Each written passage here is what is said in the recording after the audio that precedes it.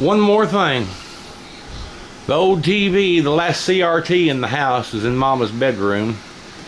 It's my old TV set. And hers broke down a while back. And I had gotten an LED one from a bedroom for Christmas. So I gave her that one. And that's been, 2 or 3 years ago. And that thing was made in 2003, and I guess it just bit the dust this year. It's not going, it's just got a short in it somewhere. I thought it was in the cord. But you'll be watching it, and sometimes it'll be a half hour, sometimes it'll be an hour or two, but it'll just click off. You can go up there and unplug it and wait a second or two and plug it back in, turn it back on, it'll run fine again for a little while.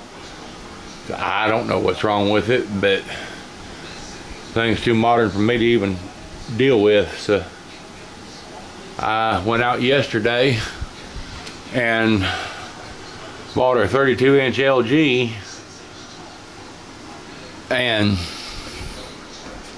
mounted it to the wall here. And I want to get some, I don't know what they call it, U-channel or something where you can put it up here and put the wires behind it and then paint it the same color as the wall, sort of like half conduit or something. But that's what I ended up doing yesterday, was installing all this.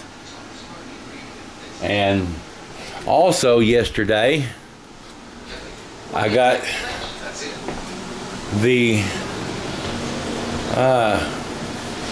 okay, it's dark in here, it's going to be hard to see, but let me see, I'll take it in over here where there's a little bit more light. Move this ketchup bottle out of the way.